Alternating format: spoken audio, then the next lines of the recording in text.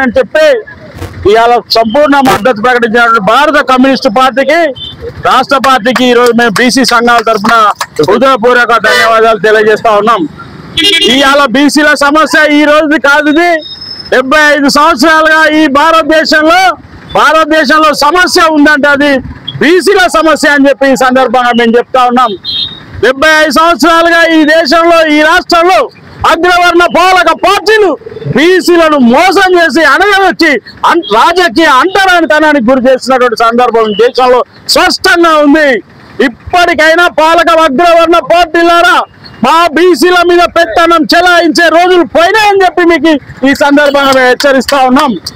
ఏదైతే మీరు 42% రిజర్వేషన్ అమలు చేస్తున్నారో వాస్తవంగా బీసీ జనాభా 56% ఉంటే మీరు చెప్పేది 42, ఆ 42% కూడా ఇవాళ తెలంగాణ రాష్ట్ర అసెంబ్లీలో అన్ని పార్టీలు అమలు చేసినా కానీ ఇవాళ గవర్నర్ సంతకం పెట్టకపోవడాన్ని మేము తీవ్రంగా బీసీ సంఘాలుగా ఖండిస్తా ఉన్నాం। ఏంటి మీ ఉద్దేశం? ఇవాళ రాజ్యాంగంలో శాసన వ్యవస్థ కీలకమని చెప్తారు। ఆ రోజు డాక్టర్ బిఆర్ అంబేద్కర్ ఏదైతే శాసన వ్యవస్థ ఉందో ఈ దేశంలో ప్రజాస్వామ్యంలో శాసనమే కీలకమని చెప్పినటువంటి బిల్లుని ఇవాళ గవర్నర్ అడ్డుకోవడం ఏంటని చెప్పి మేము బీసీ సంఘాలుగా తీవ్రంగా ఖండిస్తా ఉన్నాం।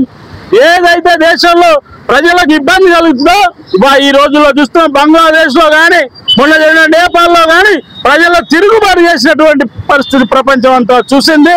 ఇప్పటికీ బీసీలు ఇంకా పూర్తి స్థాయిలో మేల్కొంటున్నారు।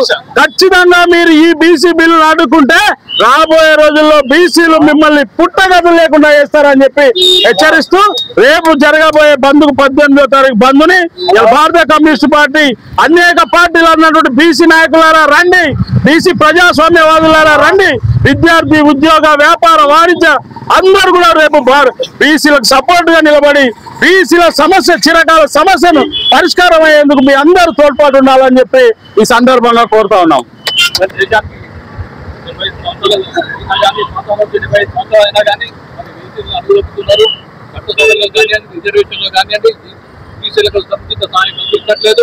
మరి గత సభల్లో మన తెలంగాణ ప్రభుత్వం 42% ఇవ్వాలని చెప్పేసి ప్రతిపాదన చేసినా కానీ గవర్నర్ దాన్ని అమలు పరచకుండా కేంద్ర ప్రభుత్వం కూడా సహకరించకుండా కేంద్ర ప్రభుత్వం అమలు వారి యొక్క వాటిలో బీసీల పట్ల పడకుండా అవగాహన అవసరం ఎంతగా ఉంది।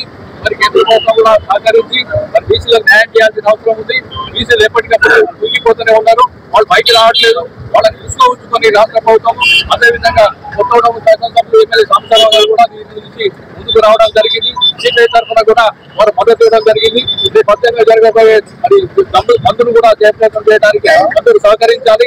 ఇదే విధంగా వాళ్ళు కొనసాగితే మాత్రం ప్రభుత్వం పట్ల కానీ కేంద్ర ప్రభుత్వం పట్ల మరి సిపిఐ తరఫున అదేవిధంగా ఏఐటీసీ కార్మిక తరఫున కూడా బీసీల సంక్షేమం కొరకు 42% రిజర్వేషన్ అమలు కొరకు అందరం కూడా పోరాటం చేయడానికి సిద్ధంగా ఉందని చెప్పేసి ఏఐటీసీ సింగరేణి తెలియజేస్తున్నారు।